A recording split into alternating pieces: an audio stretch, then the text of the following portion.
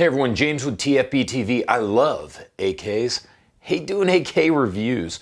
This is such a storied platform with so many permutations, so many minor details, so many changes, even across one line of guns, like say the Serbian Zastava AKs, that it's really hard to get everything correct. And so whenever you're doing a review, then you'll say something, if you know something about AKs, you'll say something about a particular AK platform, and then you'll get somebody in the comments being like, well, actually, explain to you why you're totally wrong and you totally messed up. So it's very difficult to do AK reviews just because of how rich the history of the platform is. That's why it's great that there are so many AK specific YouTube channels like my good buddy Mishiko, who's gonna watch this video and be like, James, you are a bumbling idiot and you messed everything up in your review about the Zastava M70 Z-PAP. And that's the gun I'm reviewing today. Zastava just started importing their own AKs. You've seen Yugo AKs, you've seen Serbian AKs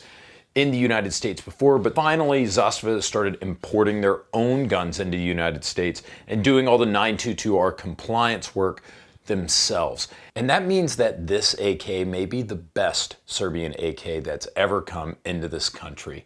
So even though it's a little daunting, I'm gonna go ahead and give this review a whack, and we're gonna talk about whether or not this new, I'm making air quotes, it's hard to see because I'm holding an AK-47, but I'm making air quotes, whether or not this new AK is worth the asking price. I said storied earlier. The AK is a storied platform. Well, perhaps none as much as the Zastava AK. Zastava has been in business since, I want to say, 1853. And they've been making the M70 and derivatives therefrom and predecessors thereto since the 1950s. So they've been doing this for a bit and they know what they're doing over there. Really, just go check out the Wikipedia article on Zastava. Super interesting read. They're a company that they know what they're doing. And if you guys saw my AK myth busting video that I did several years ago with Mishiko, who I mentioned, great underrated channel, Mishiko. He is like a scholar when it comes to AKs. And Mishiko makes a cameo in that video to discuss why AKs aren't really cheap. The factories that these AKs are built in Europe, they're freaking massive. Like they're like towns. It takes a lot of machinery to pump out the AK. I'm sure it's something like economy of scale or what have you. Once you have the equipment and you can just punch these things out. But you're gonna have to start a GoFundMe for the startup cost to build your AK factory / city. And the reason why I highlight that is that there are a lot of fly-by-night operations that you have in the AK industry. You've got a lot of people who kind of crap on American-made AKs because they're not using the correct machinery. We've seen businesses come, we've seen them go. Like just in the past like 20 years of people who make a subpar product or take a good product and butcher it, turn it into dog shit, and then nobody wants to buy it and it earns a bad name. What otherwise might be a good rifle. A good example is the Wasser. Everybody's buying Wassers now for like $500, $600, $700, and everybody loves the Wasser. Back when I was in college, God, I think you were buying Wassers for like $250 or $300 and people wouldn't touch them because the importer, and I'm not gonna name any names, I'm sure it's gonna come up in the comments, but I don't wanna sling mud here.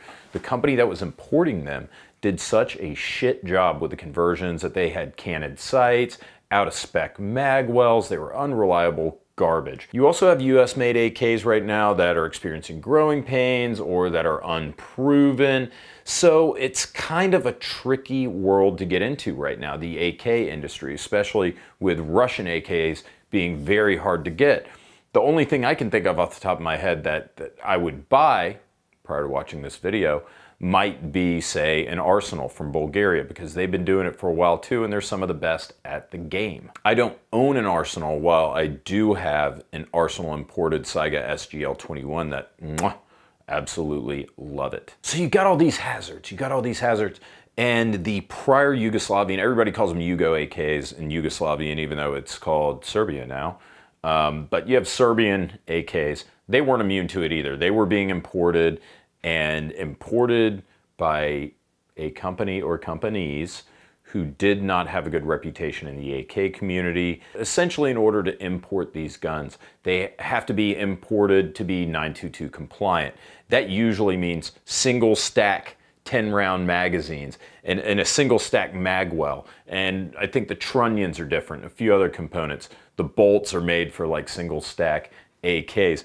And that used to be how the Yugos were imported. So that would mean you'd need some trained monkey with a Dremel to, you know, go in there and like Dremel out the mag well. And they were still using the single stack bolts, and you know, they just ran like shit. I already have a Zastava M70. For anyone who has been watching TFBTV for any length of time, guarantee you've seen the gun. I use it all the time. I've absolutely treated it terribly, abused it, and it still runs perfectly. I've never had a failure with it. It still shoots all right, you know, like 2.75 MOA. Not bad for an AK. The Serbs know how to make a good gun, and that's why I've always loved the M70. The problem comes in with that interseating importer and the conversion to make it 922 compliant so it can be sold in the United States.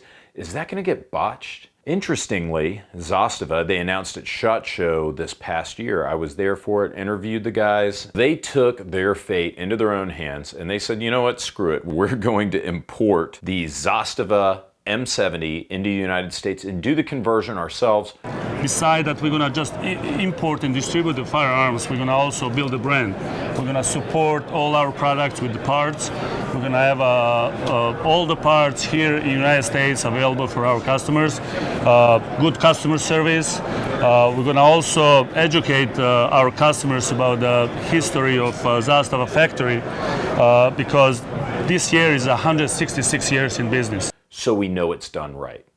What a relief. So now you have an AK that comes from a European country with a reputation for making excellent AKs, and they're handling business themselves in the United States, so you can finally get a quality AK without having to shell out $1,000. The Zastava M70 uses a stamped steel, basically a sheet metal receiver. You can get the n-pap, which has a standard 1mm thick receiver, or you can get the O-PAP, which is what I have. My M70 is an O-PAP, which means that it has like the RPK, like light machine gun receiver that's more rigid. It's 1.5mm, and it's got a more robust trunnion. Those were the two flavors you could get up until this point. Now you can get the Zastava, the Z-PAP, which is kind of the next generation of the M70 that's being imported. It reverted to a 1mm stamped steel receiver, which I think is all good. I like the 1 or the 1.5. You get the weight savings out of the 1. Great news, gun shoots great. It really shoots very well. I think we were getting about 2.5 inch groups out of it, which is what you expect. Shooting cheap ammo. I think it was like S&B 7.6239 or Fiocchi 7.6239, just rack grade, like Academy bought ammo. So it shot pretty well, especially for an AK. Shot better than some M4s even that I've reviewed in the past. You've got two options on furniture with the standard model. You can either get wood furniture or you can get this Archangel polymer furniture. I love the color. Jury's out on the Archangel furniture. I think I like it. I think it works pretty well. I really like the Magpul, the folding Magpul stock. Bear in mind that Yugoslavian AKs take different furniture than other AKs. So don't, just because you hear that this is a stamped receiver, don't go out and buy stamped receiver or regular AK furniture. Do your homework, make sure it'll work on a Yugo. Yugos tend to have extended handguards. They've got longer handguards than their regular AKM brethren. And the trunnion for the stock's a little bit different as well. One thing I always hated, absolutely disgusted me about the n-pap and O-pap was the high comb stock that came with it. It was made because what's cool is you have an optics mounting rail. You've got a side mount here, a side rail, so you can install any form of optics mount that you'd like. Now they've done away with that high comb furniture. It wasn't great looking, it wasn't bad looking either. It had that high comb so you could see over the optic that would be on your top cover and give you a better cheek weld. But for me and for a lot of guys that would shoot it, it would just sting, like you would get a zap in your cheek, and I absolutely hated it. So I'm glad to see that you can choose for the same price. You can either go polymer or wood. The wood option looks a lot better. I'm liking the polymer furniture. I went ahead and replaced the Archangel grip with the Magpul MOE SL. This is just one of my favorite AK grips. So the Archangel furniture is pretty nice. You can see, you can extend it out. You can even adjust the comb of the stock with this little button on the back, and it'll lock in place so you can kind of get where you want your cheek weld to be. It also has QD sockets for your sling on either side. So that's a nice touch. It's also got them in the back there and a nice rubber butt pad. So like I said, jury's out just because, you know, snobbery, but so far I've liked it. Fit and finish on the M70Z is fantastic. Just like any other Yugo, this is better than my other two Yugos. I've got an M92, the short barrel version, which I absolutely love, and I've got the M70, the O-PAP. But the machining just looks a lot more crisp on this gun as compared to my other M70, my older one. And maybe that's just because Zastava has had its hands on this thing from start to finish, where they make it overseas in Serbia, and when they send it to the United States, do the finishing work, it's all them. So fit and finish is fantastic. Of course, it being a Zastava AK, for some reason, and even Michiko doesn't know this because I called him and asked him the other day, nobody knows why they don't chrome line their barrels. There's never been like a good explanation for why they don't chrome line their barrels. So in theory, a non-chrome line barrel should be more accurate than a chrome line barrel. However, you don't get the same barrel life, and there's also, if you shoot corrosive ammo, make sure that you clean the damn thing out whenever you get home, otherwise you're gonna get corrosion. Speaking of corrosion, the bolt and the bolt carrier are unfinished. They're just in the white, and that's like pretty much every Yugoslavian AK. What I did, I actually got the Brownells black alumihide and I baked it onto my M92 maybe 5 or 6 years ago, onto the bolt carrier group, even got a little bit on the gas piston rod, and it works fine, and it's just finally starting to wear off. So it'll prevent it from rusting. Now again, this one got rained on. We've shot it a couple of times out at the range. I'm not seeing any rust on it or anything, so this is probably going to be a pretty rust resistant finish as is, but I always kind of like taking it out, spraying it down with some kind of coating in order to protect it from corrosion, especially down here in the south. Another neat feature, not totally unique, but primarily unique to the Yugoslavian guns, the Serbian guns, magazines with a bolt hold open. So you got bolt hold open with your magazine, but what happens, you take your magazine out, it slams shut anyways. So it's really of limited use. A lot of people say the theory is that the reason why they do that is so you can see that you're actually empty. You didn't have a malfunction, the gun's actually empty. And also, one thing that is neat, it's this little cutout here in the safety, so if you want to, you can make your RSO happy and you can lock your bolt open if you need to. It's not exactly easy to do. It won't fit if it's all the way back. See? So you've got to kind of let it forward a little bit and then it'll capture it. So a little bit of a pain in the ass. Standard paddle mag release, had no problems with the magwell. The magwell looks like that it fits to spec. The machining is very clean on it, so I had no problems using a multitude of mags. The trigger is pretty good. It's pretty good. I like the Tapco G2 trigger for the AK. I think it's one of the best ones out there, and a lot of people use it. This doesn't feel like a Tapco G2 trigger, nor is it labeled as a Tapco G2. Let's check that trigger weight. It's still a pretty good trigger. Woo! Guys, that was 4 pounds, 4 ounces. Yeah, 4 pounds, 2 ounces. That's pretty crazy. As a whole, the AK kind of gets overlooked at having pretty decent triggers. I mean, the AK platform as a whole, especially the higher end ones. So here I am, I'm gushing on about this M70Z that I bought, again, with my own money. I do have one negative observation. Price on this son of a bitch, geez H. They want like 800 bucks for them. I think I'm seeing them street price between 700 and 800 bucks, but holy smokes.